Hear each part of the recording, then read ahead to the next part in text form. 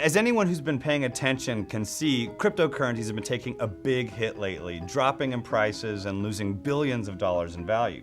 But what's really interesting is as that's happening, companies from all over the world are starting to take a renewed interest in the underlying blockchain technology. These big enterprises are looking for other ways that they can move value from one point to another using a blockchain without unnecessary middlemen. If you look back over the history of blockchain adoption, the first use case was Bitcoin, the cryptocurrency. And its big selling point was that anybody could use it and you could move value from point A to point B without any middlemen. The downside to that, though, is that the transactions were all out there for anybody to see. It only took a little bit of work for people to start to triangulate who these identities were and to learn about how these transactions were being used. Now, for a big enterprise, this just can't happen. Not only to protect the privacies of their customers, but for regulatory reasons. There's actually controls in place to ensure that these big enterprises aren't letting our information just go out into the world willy-nilly. So they're reaching out to third-party software providers who are creating these permissioned blockchains and building whole new ways of doing business that let them move everything from money to records of tuna transactions using a shared distributed ledger without the unnecessary middlemen. The biggest difference between these permissioned blockchains that enterprises are increasingly becoming comfortable with and the permissionless blockchains is where the source of trust comes from. In a permissionless blockchain like Bitcoin and Ethereum, the trust comes from two pretty simple factors: mathematics and electricity. But the downside to that is because you're trusting these outside sources, mathematics and electricity, the transactions tend to be a little more easy to view. Now, for enterprises, the group of people that need access to these blockchains is a lot smaller.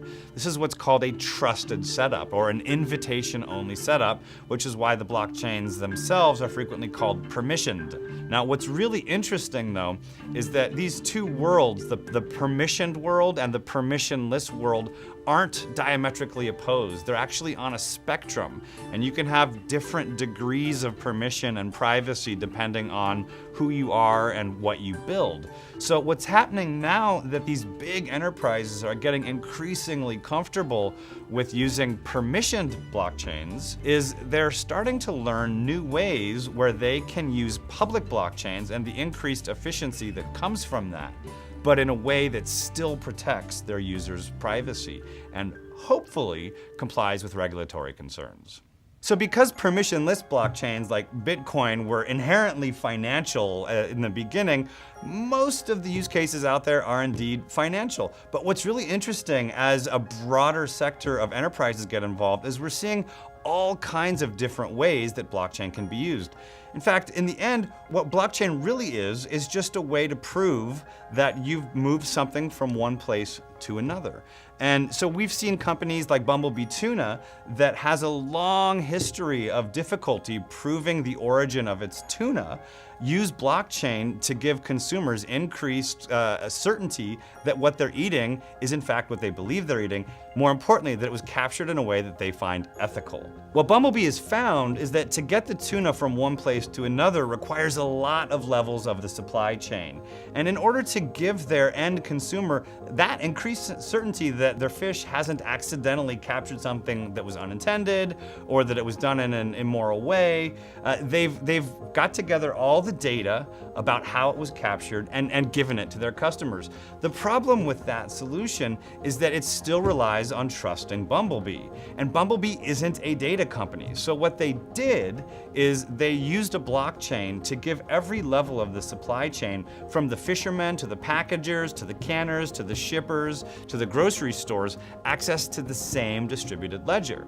So you don't have to trust Bumblebee anymore. You can actually see into the core of the underlying supply chain, and if there is any fraud, if there is any concern, we know exactly where it came from, and instead of the feeling of being powerless, we can know exactly how to fix it.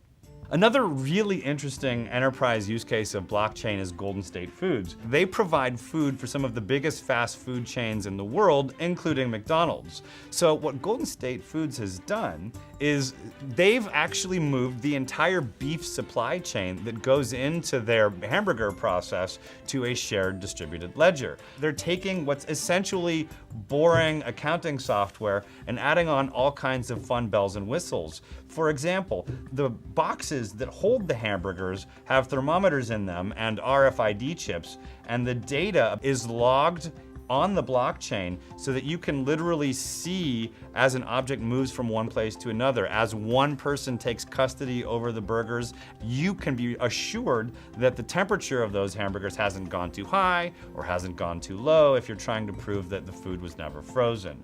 What's really important about this is for companies that want to be able to charge more for premium services, like for example, that their meat was never frozen, can now prove beyond the shadow of a doubt that in fact the meat was never frozen. In other words, by using a blockchain, by moving that supply chain to a shared distributed ledger, we no longer have to trust Golden State Foods or McDonald's that that hamburger meat has never been frozen. We can trust the blockchain. One of the most valuable aspects of these enterprises adopting blockchain technology is they've given us a new way to talk about this technology. Cryptocurrency was inherently and is inherently difficult to communicate the value of. Enterprise adoption of blockchain is letting us track things that we can hold in our hands and in some cases even put in our mouths.